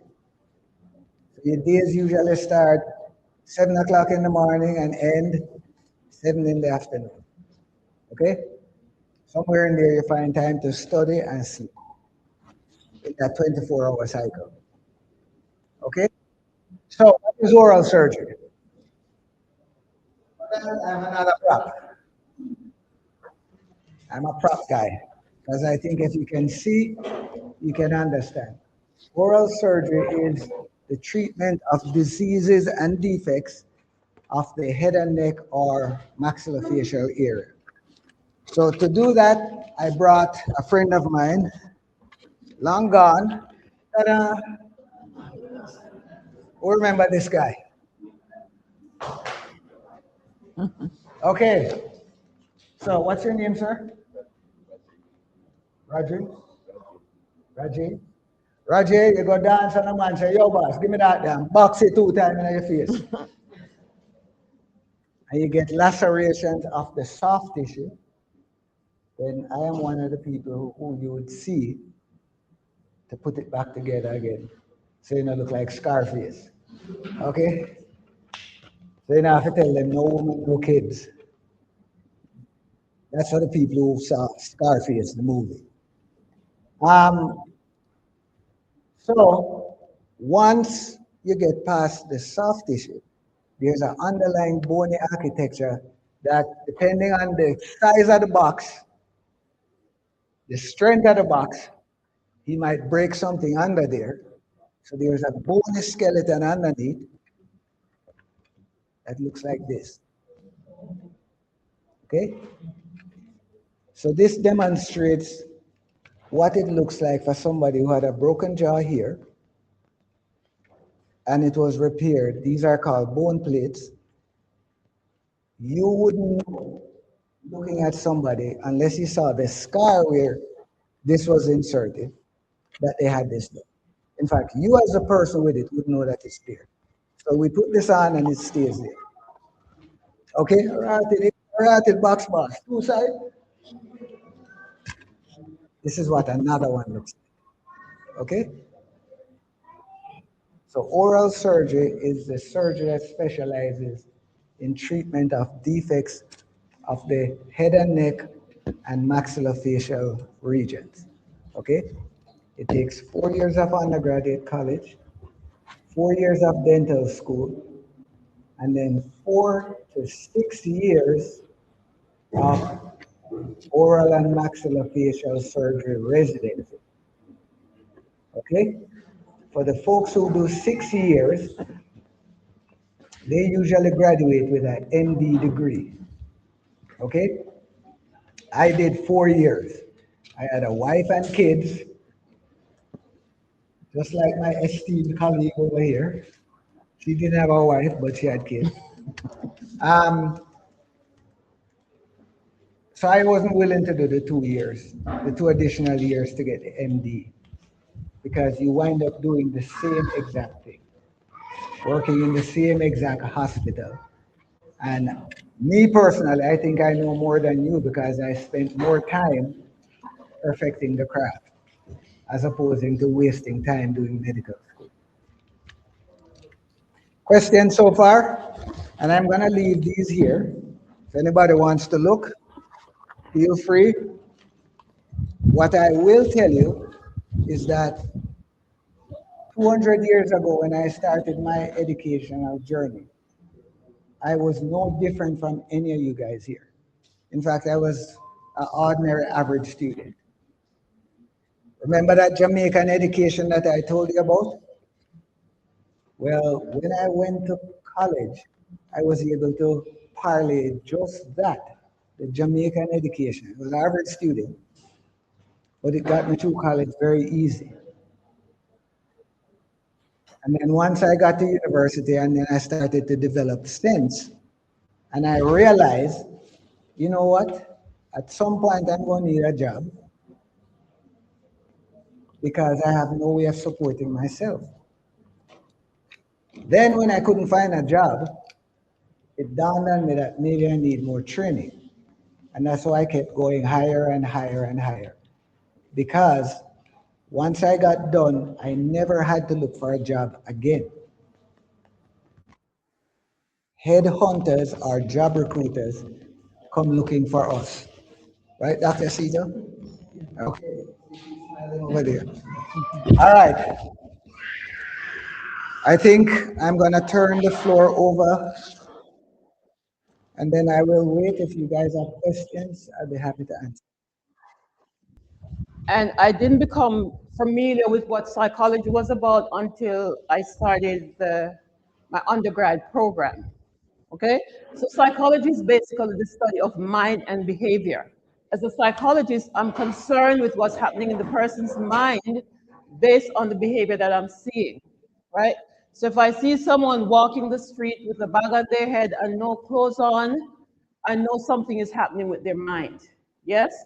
There's a saying that says there's no health without proper mental health, because our minds and our bodies are connected. They're not separate, right? So if you are interested to get into the field of mental health or psychology, there are different types of specialists. So we have social workers, we have mental health nurses, and then within the field of psychology, we have different special areas. So we have school psychologists, sports psychologists, educational psychologists, clinical psychologists, industrial organizational psychologists. And so you may be asking, where can I work? What kind of work will I get if I want to be a psychologist? First, you'll have to complete at least 4 years in college. So your bachelor's degree will allow you to enter the field as a case manager, or maybe, have you heard about victim support? Victim support is the unit of the Ministry of Justice, where you provide counseling for persons who have been victimized, victims of crime, right? You may also work with the Child Protective Services with a bachelor's degree. If you want to practice as a psychologist, you need at least a master's degree. And you can get training at the master's level at the University of the West Indies, Northern Caribbean University, and I think UTEC does offer a course in psychology. Okay? Now, as a school psychologist, you'd be working within the school system. So between kindergarten and 12th grade, that's where your population would be. You do psychological testing. There are students within the school systems who may be having problems with learning. They're not learning, and we need to know what is causing this person not to be able to learn and grasp information. So the school psychologist would go in, do an assessment, and then write a program for that particular student. If you're interested in sports, you may consider being a sports psychologist. The sports psychologists work with the football team, the baseball team, the athletes who are practicing for the Olympics. We have there's a sports psychologist who will be working with these various teams. If you are interested in working maybe in the police force or the army, then you may want to go into forensic. The forensic psychologists work within the legal system. So when someone is arrested, they usually have a psychologist that's going to do an assessment to see what is happening with these persons. Have you ever heard the term insanity? Yes. So sometimes when persons are arrested, they want to plead insane. I was insane, didn't know what I was doing. Insanity is not a psychological term, it's more of a legal term. The psychologist would be the one to assess this person to say whether or not they were in their right minds when they were committing a crime. Yes? So in the forensic system, you'll work with the courts. You'll have to present your report to the courts. You will do the assessment, and sometimes you'll provide the intervention. When persons are arrested for certain crimes, they are provided services within that system. So you may work within the jails, the juvenile justice system, to rehabilitate some of these persons who have committed some of these crimes. So if you're in forensics and you like to figure out what's happening to someone who commits these kinds of heinous crimes, then that may be the field for you. We also have another specialized area, which is called the industrial organizational psychologists. The IO psychologists work within the business settings. So they work with corporations and businesses, and their job is to go into these businesses, do their assessment to find out what is happening with the employees. How can we motivate them to produce more? Okay? So the thing I like about psychology is that you can find a specialized area within the field of psychology, depending on what you like, what your interests are. Now for Jamaica, you can work with the Ministry of Health, the Ministry of Justice, Ministry of Education, and I'm sure the other ministries have psychologists on their staff, sometimes just for their employees. So the Ministry of Health, they're often looking for psychologists to provide services island-wide. So for example, clinical psychologist that works out of Mandeville would be responsible for 3 parishes. So St. Elizabeth, Clarendon, and Manchester, and you'd be the one to do the assessment for the persons that are coming into the clinics, yes, with mental health issues. And as I said earlier, you may work with the Ministry of Education. The Ministry of Education often have psychologists who are responsible for schools in the area. So maybe Cross Keys is under a particular psychologist. He or she will ensure that the needs of the students are being met. So if we have a student who is having behavioral issues, or maybe it is that they're not learning, maybe they're having dyslexia or some other learning disorder, the school psychologist would ensure that the assessment is done so the child can get the intervention that's necessary. If you graduate, so let's say you start with a Bachelor of Science in Psychology, you can be employed as a guidance counselor. They do have a specialized program for guidance counselors, but persons with bachelors in psychology are often employed as guidance counselor as a start. And then you may decide, okay, I want to be able to practice independently. I don't want to work within a school system. I want to set up my office and have persons come in to see me. Then you'll need to get at least a master's degree. At Northern Caribbean, we have a master's in counseling psychology and educational psychology, right? So if you're interested in clinical psychology, which is where you're going to work with persons who have the most severe mental illnesses. So schizophrenia, anxiety, depression, panic disorders. So the more severe mental illnesses are usually addressed by the clinical psychologist. Okay? You can also work as a marriage and family therapist. So there are some persons who don't really want to work with clinical stuff. They just want to help people sort out their family and marriage situations. Then you can, at Northern Caribbean, after completing a master's in counseling psychology with an emphasis area in marriage and family, you can become licensed to practice as a marriage and family therapist, okay? And the law changed recently, I think it was in 2016, where in order to provide any kind of counseling or therapy in Jamaica, you have to be licensed. There is a body that licenses the Council for Professions that are supplementary to medicine, and that's where you become licensed. But you'll have to get at least a master's degree first before you can apply for licensure. All right, are there any questions? No? Any psychologists, budding psychologists here? Yes, yes, Ali. Doesn't want to go to a 4-year opposite one. So, 2 years and want to be maybe a mental health tech or a technician versus. Right. So we have certification programs at NCU where you may do a 2 years, or sometimes it's shorter than that, 18 months. You can do 18 months in marriage and family therapy and be able to provide some kind of assistance. If you want to be a mental health tech, we don't have a training program at NCU, but maybe University of the West Indies or UTEC, where you get 2 years in training in the field of mental health and psychology, and then you'd have to work on vision. So you can work at Bellevue. The University of the West Indies has a mental health unit. You can work there as well, or you may decide you want to work with maybe the Ministry of Education. Okay, so it's a broad field and there are many different areas in which you may choose to work.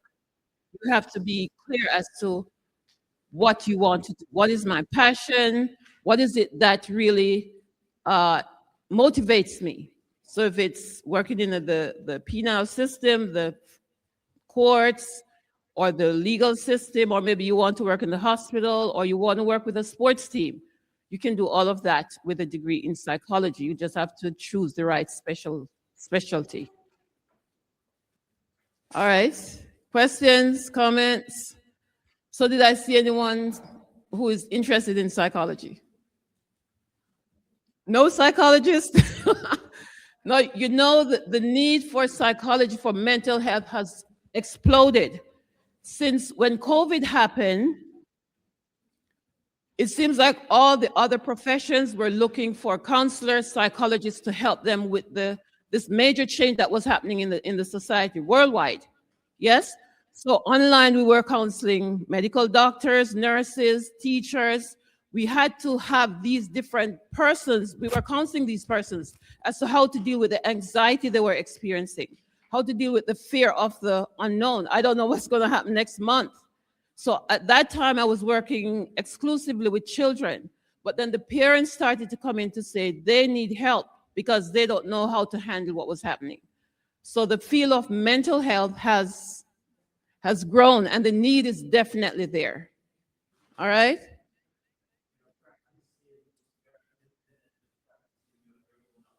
Yes.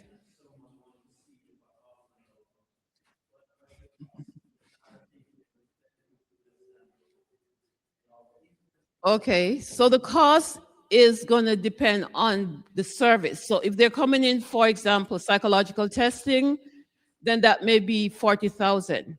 If they're just coming in for a counseling session, it may be 7,000 to 8,000, and that's, I have a sliding scale. So for persons who can't afford it, then I'll try to work with them. But it's lucrative. Some persons think there's no money in mental health. It's what you do. And of course, I teach full-time on the weekends. So there are different ways to supplement your income if you feel like, yeah, so the 7,000 or 8,000 is, if we do more than that, then it's double, depending on how long. Yes.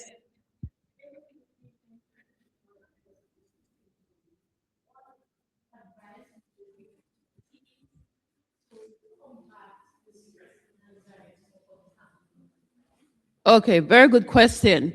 So what we've seen over the years is an alarming increase in anxiety and depression in children, starting at primary school. We have 9-year-old, 6-year-old children who are saying they're suicidal. And the social media, even though there are benefits to having access to social media, the social media is providing the information for them on how to kill themselves.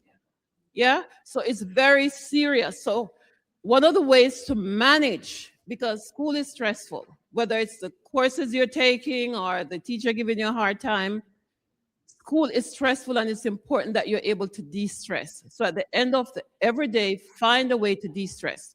You're listening to music, you go for a walk. Some persons use aromatherapy, so fragrances. Talking to a friend or to the counselor or to a teacher, being able to talk to someone to say, this is bothering me, can be helpful. You can also journal. So get a book, a notebook, or something that you can secure and write your thoughts down. If you don't want to save it, you can just write it on a sheet of paper, because it kind of helps to clear those racing thoughts that you've been having. Yes, and then you can destroy it. But managing the stress is extremely important, because we know stress kills. Anxiety can be caused by environmental stuff, like there's fighting in the family, the parents are constantly fighting or threatening or whatever. The child may start to develop anxiety, or they may become depressed. So they're not sleeping, their appetite has changed, they're isolating themselves. So the reason for depression and anxiety is multifaceted, but it's considered a medical condition because sometimes there are changes in the brain chemicals.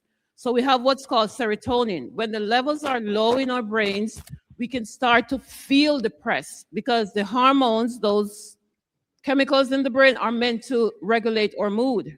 So if it is a chemical imbalance, then the persons are treated with antidepressants or anti-anxiety.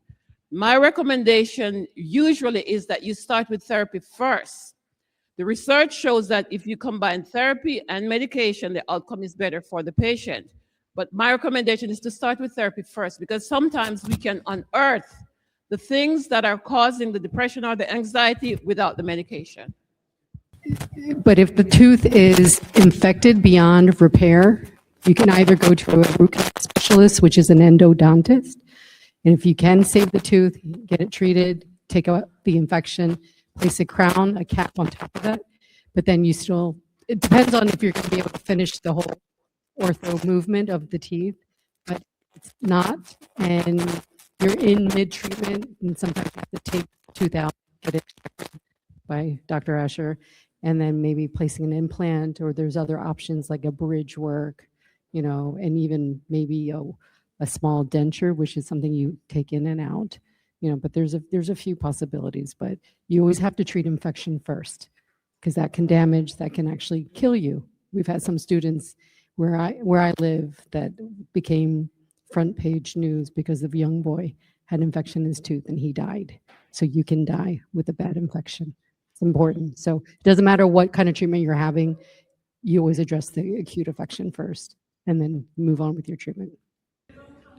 I hate tongue piercing.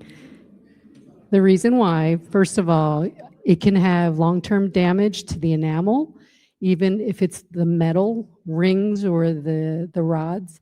Over time, it can click, click, click against the enamel and even cause very invisible microfractures. And eventually, you bite a soft piece of spiced bun and cheese. And then next thing you know, your tooth just falls apart and fractures. I've had a few patients like that has damage over time. Pierce anywhere else in the body, because that's not me, but you speak with your mouth, you eat with your mouth, you breathe, you do everything with your mouth. And that's one thing. Even lip piercings, those discs behind can also rub against the gums. I've had patients that they've had gums that basically just it's all gone, and now you have just a root visible. It's awful. And the gums you cannot regenerate unless you have surgery. And sometimes you're not even a candidate for surgery. But it can do a lot of damage. It may look good, it may feel great, but I'm telling you, that is not the place where you should have. And plus the scarring and the damage to the muscle. Yeah, don't do it. Please, please don't do it. No matter what your friends tell you. Oh, it's cool. You know, no, don't. Mm-mm. So I always say, you know, your oral health is very important because that's where a lot of people get your first impression, the first time you meet someone. You know, how many times have you met someone and you just walk up to them and then you just felt like something slapped you in the face and it was their bad breath, right? Right? I mean, that's the first thing I see when I speak to people. I don't look through the eyes, I look straight at the mouth. And I can tell, you know, there's a lot of plaque, there's a lot of darkness, stain, things like that. And it kind of gives me an idea that if they're not taking care of this, maybe they're not taking care of other places too, right? Because this is the place where everyone's going to look at you is your face. They're not going to just come up to you and just look at your feet unless you have a fetish and you just want to know feet. But I would say to be honest and be very loving to them and just say, you know, if it's a stranger, I don't know. I know my culture in my home country in Korea, they'll just tell you because that's our culture. They'll just say, you know what? Okay. So if that's the culture, yeah. So you still can, but very respectfully, you know, and just say, you know, I'm a little worried, or maybe I read up on Google that, you know, if someone has this kind of a smell, you know, maybe you should just kind of get it checked out. I have a friend who's a dentist, and she always told me, and then use that, like blame it on your dentist and say, you know, I'm concerned, and I've heard stories, or I know people that have had long-term chronic illnesses or whatever, and it could affect your whole body. You know, it affects your heart. They've found bacteria that's only found in the mouth. They found them in the valves of the heart. So when you have really bad gum bone disease in your mouth, that stuff travels all throughout your body and it affects you. It affects you in more ways than one. Diabetes, everything. It affects you both ways. So your oral health is very, very important. Not just when you have pain, go to the dentist. It's just, I think it's just the folds, right, Dr. Asher? Just the tonsil stones, like what causes it? It's accumulation of like bacteria, and it's within the folds, you know, because you have bacteria everywhere, and it's not a place that you can easily clean. But I often tell my patients use gargle with a lot of like salt water. You can actually remove it too, but if it becomes a chronic problem, I would either go to your ENT doctor or possibly